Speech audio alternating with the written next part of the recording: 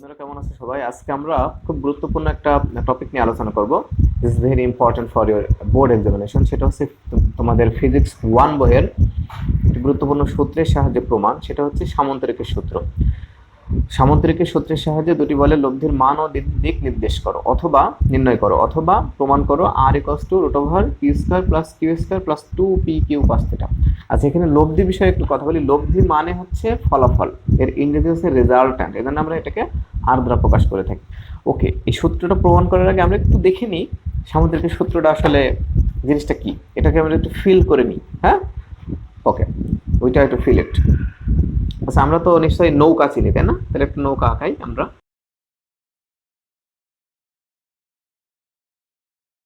ওকে, নৌকা এই তীরে এসে সে মানে তরি বাঁধবে আর কি। এই তীরে আসার টার্গেট তার, সে নৌকা এদিকে যাচ্ছে, কিন্তু আনফর্চুনেটলি যে স্রোতটা যাচ্ছে সেটা একটু তেরসা ভাবে যাচ্ছে, অর্থাৎ এই দিকে যাচ্ছে। তাহলে তোমরাই বলো, নৌকাটা কি সরাসরি সোজা এই জায়গায় এসে পৌঁছাতে পারবে? কি মনে হয়? না, নিশ্চয় না। সে আসলে কোথায় যাবে? সে নৌকা যাবে এদিকে, স্রোত বলবে বাবা তুমি ওইদিকে যাও। নৌকা যাবে, যাইতে যাবে এইদিকে, কিন্তু স্রোত বলবে না তুমি ওইদিকে যাও। তখন ও আলটিমেটলি কোথায় যাবে?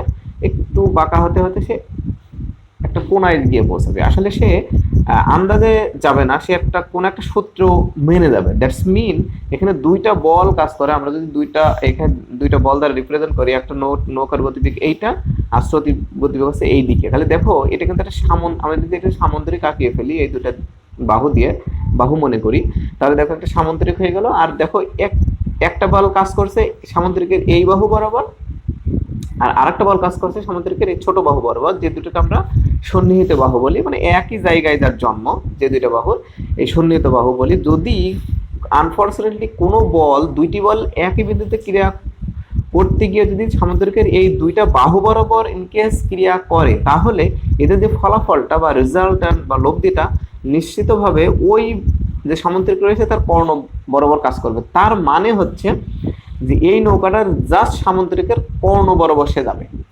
আর এই কতটুকু সরে গেল, এই এই যে সরে যাচ্ছে যতটুকু, এটাকে আমরা দিক বলি, অর্থাৎ লব্ধির দিক।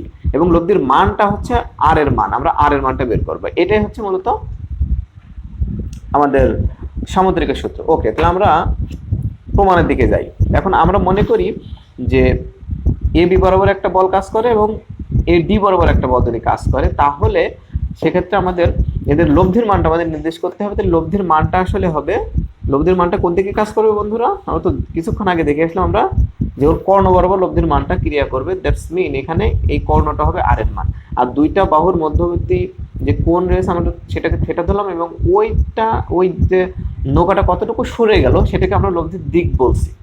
এটা হচ্ছে মূল বিষয়। তাহলে আমরা শুরু করি। তো আমাদেরকে শুরু করার আগে একটু দেখতে হবে এখানে আমাদের কি বের করতে হবে। খুবই সহজ, আমাদের বের করতে হবে আর এর মান। একদম সিম্পল বিষয়। তা আর এর মান যদি বের করতে, তোমরা একটু লক্ষ্য করলে বুঝতে পারবা যে এ সি ডি একটা ত্রিভুজ রয়েছে, সমকোণী ত্রিভুজ, এবং সেই সমকোণী ত্রিভুজের অতিভুজ হচ্ছে আর আর। ঠিক আছে, তাহলে আমরা যেখানে সমকোণী ত্রিভুজ পাবো সেখানেই পিথাগোরাস পাবো। তো পিথাগোরাস চলে আসবে। পিথাগোরাসের সূত্রের সাহায্যে আমরা অতিভুজের মানটা বের করবো। দেখো এটা কিন্তু এসি হচ্ছে এই এ সি ডি ত্রিভুজের অতিভুজ।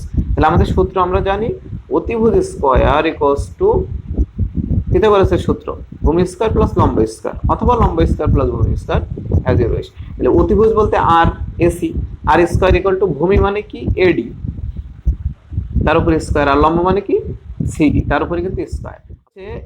এ বি এবং আরেকটা অংশ হচ্ছে বিডি। এডি এর দুইটা অংশ, তাহলে আমরা লিখে দিলাম এ বি প্লাস হচ্ছে কি বিডি, তারপর স্কয়ার প্লাস সিডি স্কয়ার। এখানে একটু খেয়াল করলে বুঝতে পারবা যে আমাদের এ বি এর মানটা কিন্তু পি দেওয়াই আছে, বাট আমাদের বের করতে হবে বিডি এর মান এবং সিডি এর মান। এটা একটু আরেকটু লক্ষ্য করলে ভালোভাবে বুঝতে পারবা, এই দুইটা মান আমাদের বের করতে হবে, একটা হচ্ছে বিডি আর একটা কি সিডি। Very simple. এবং এই বিডি আর সিডিটা হচ্ছে কাকতালীয় ভাবে ত্রিভুজ বিসিডি, যে ছোট ত্রিভুজ রয়েছে তার একটা হচ্ছে ভূমি আর একটা কি লম্ব। আর আমরা তো জানি ভূমি মানে কস দিয়ে বের করতে হয়, আর লম্ব মানে কি সাইনের অনুপাত দিয়ে বের করতে হয়। ওকে, তাহলে আমরা শুরু করি। তাহলে আমরা একটু লিখে নিই যে মনে করি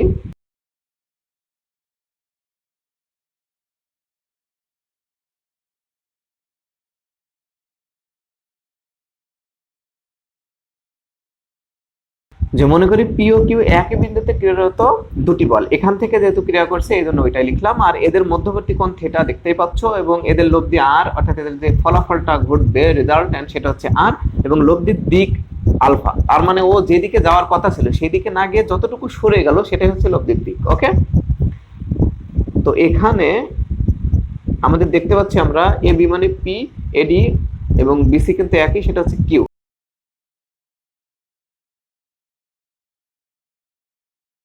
এসি ইকুয়ালস টু আর, সেটা বোঝা যাচ্ছে। এখন আমরা সিম্পলি দেখতে পাচ্ছ আমাদের এই সূত্রটা আমাদের মূল টার্গেট, তাহলে আমাদের এখানে বিডি এবং সিডি এর মানটা বের করতে হবে, যেটা আমাদের রয়েছে ত্রিভুজ বিসিডি এ। তাহলে সেখান থেকে আমরা পদের অনুপাত এবং সাইনের অনুপাত দিয়ে দুইটা বের করে ফেলবো। ওকে, তাহলে আমরা লিখতে পারি যে এখন cos θ ইকুয়ালস টু, আমরা জানি ভূমি বাই অতিভুজ, ভূমি হচ্ছে বিডি আর অতিভুজ কি, অতিভুজ বিসি মানে কিউ। তাহলে এখান থেকে আমরা সহজে ক্রস গুণন করে আমরা বিডি এর মানটা বের করতে পারি। We can get it from this equation, BD equals to BC into cos θ। That's mean BD equals to কি হবে, বিসি এর মান হচ্ছে কিউ, আমরা কিছুক্ষণ আগে দেখলাম, আর cos θ। তাহলে বলো তো বন্ধুরা, পরে লম্বের মানটা কি হবে? নিশ্চয়ই তোমরা বুঝতে পারছো, লম্বের মান হবে Q sin θ। That is very simple. তাহলে আমরা লিখবো যে ত্রিভুজ থেকে sin θ ইকুয়ালস টু লম্ব, লম্ব ডিভাইডেড বাই অতিভুজ, লম্ব সিডি, অতিভুজ আছে বিসি মানে কিউ, আর অতিভুজ বিসি মানে কি কিউ, মানটা বসিয়ে দিলাম। অতএব ক্রস গুণন করলে we can get CD equals to will be q sin θ। অর্থাৎ সিম্পলি একটা হবে কিউ cos θ যেটা ভূমি, আর একটা হবে কিউ sin θ যেটা লম্ব। এখন আমাদের কাঙ্ক্ষিত মান আমরা পেয়ে গেছি। এখন আমরা এই ত্রিভুজ এসিডি বড় ত্রিভুজের আমরা পিথাগোরাস প্রয়োগ করলে আমাদের হয়ে যাবে, যেটা আমি পূর্বেই দেখিয়েছি। ওকে, অতএব ত্রিভুজ এসিডি from ত্রিভুজ ত্রিভুজ এসিডি we can get অতিভুজ স্কয়ার ইকুয়ালস টু ভূমি স্কয়ার, তার মানে হচ্ছে এডি স্কয়ার প্লাস লম্ব হচ্ছে এই যে AD square plus CD square, CD square. এবং একটু খেয়াল করে দেখতে পাবো এডি কে দুই ভাগে ভাগ করেছি আমরা, এবি প্লাস বিডি, সেটা আমরা বসিয়ে দিই, বা AC square equals to AD মানে হচ্ছে AB plus BD whole square plus আর সিডি সেটা তার মধ্যে থাকবে স্কয়ার। এখন আমরা জাস্ট এখানে একটা সূত্র বসিয়ে দেব, যে AC square equals to A plus B whole স্কয়ারের একটা সূত্র রয়েছে আমাদের এখানে।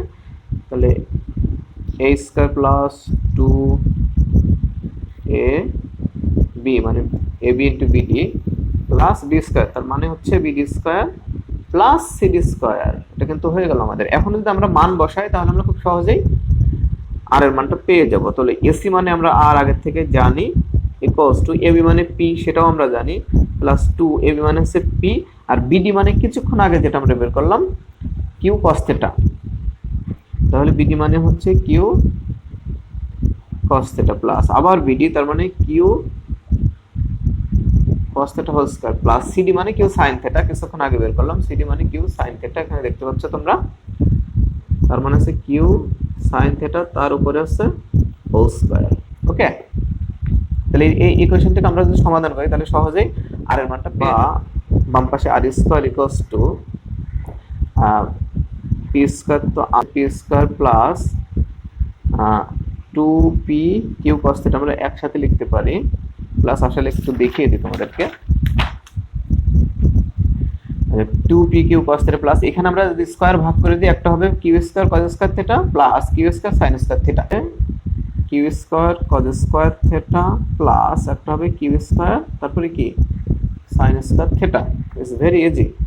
ওকে, তারপরে আমরা লিখতে পারি R square equals to P square plus 2p Q cos θ plus এখানে দেখো একটা জিনিস কমন আছে, কি বলো তো, কিউ স্কয়ার যদি কমন যায় তাহলে থাকবে cos square θ plus sin square θ, যেটা আমরা ছোটবেলা থেকেই জেনে আসছি, এটার মান কিন্তু কি 1, তাহলে এটা বাদ চলে গেল। তাহলে আমাদের থাকবে আর ইকুয়াল টু রুট ওভার স্কয়ারটা এই পাশে গেলে রুট ওভার হয়ে যায় পি স্কয়ার, আর এইটাকে এই পাশে নিয়ে আসি বাবু, কিউ স্কয়ার প্লাস তারপরে 2p Q cos θ। It is done. তাহলে আমাদের কিন্তু প্রমাণ হয়ে গেল। তাহলে লব্ধির মান কিন্তু আমাদের নির্ণয় করা শেষ। তাহলে এখন আমরা লব্ধির দিকটা নির্ণয় করব। তো লব্ধির দিক তার মানে আলফার মানটা, এটাও খুবই সহজ। লব্ধির দিক, তাহলে আলফার মানটা আমাদের বের করতে হবে। সেটা আমরা কিভাবে বের করতে পারি, দেখতে হবে আলফার মানটা আসলে কোথায় রয়েছে। এই ত্রিভুজ আমরা দেখতে পাচ্ছি আলফার মানটা এখানে, তার মানে ত্রিভুজটা হচ্ছে এ সি ডি। এই ত্রিভুজ এ সি ডি এ আমরা যদি সিডি এর মানটা আমরা জানি এবং এডি এর মান পুরোটাই আমরা জানি, তাহলে এটা হচ্ছে লম্বা, এটা ভূমি। লম্বা আর ভূমিকে নিয়ে আমরা যদি কাজ করি, এই অনুপাতটা হবে ট্যান থিটার অনুপাত, তার মানে ট্যান আলফা সমান CD by AD. Very simple. তাহলে সেই সূত্র আমরা বসিয়ে দেবো একই ত্রিভুজ থেকে। Okay, tan alpha equal to উপরে যাবে লম্ব সিডি, মনে আছে কিনা বন্ধুরা, বা নিচে যাবে ভূমি, ভূমি হচ্ছে এ ডি। বা এবার এখান থেকে আমি আলফার মানটা রাখলে ট্যানটা ওই পাশে গেলে হবে ট্যান ইনভার্স। ট্যান ইনভার্স মানে হচ্ছে 1/tan, জাস্ট এই পাশে ট্যানটা গুণ আছে, ওই পাশে ভাগ হয়ে যাবে, এটাই সিস্টেম। সিডির মান সিডি থাকবে, এডি মানে হচ্ছে আমরা একটু যদি ভাগ করে দেখতে পারি এবি প্লাস বিডি, মনে আছে কিনা বন্ধুরা, আমরা ভূমিটাকে দুই ভাগে ভাগ করেছিলাম, সেটা আমরা মান বসাই। এখন আমরা যদি পুরোটাই মান বসাই তাহলে আমাদের মানটা আমরা পুরো আলফার মানটা পেয়ে যাব। সিডি মানে ছিল কিউ সাইন থিটা, মনে আছে কিনা বন্ধুরা, আর এবি মানে ছিল পি, আর বিডি মানে ছিল কিউ কস থিটা। তাহলে আমাদের লব্ধির দিক নির্ণয় শেষ। তাহলে এটাই হচ্ছে আমাদের সামুদ্রিকের সূত্র বন্ধুরা। ওকে বন্ধুরা, আশা করি বুঝতে পেরেছো। ভিডিওটা একটু লম্বা হয়ে গেলে এর জন্য সরি, তবে যদি তোমরা একটু পজ করে করে দেখো ভিডিওটা, আশা করি বুঝতে পারবা। You again in the next another new topic. সবাই ভালো থাকো, সে পর্যন্ত প্র্যাকটিস করতে থাকো। আল্লাহ হাফেজ।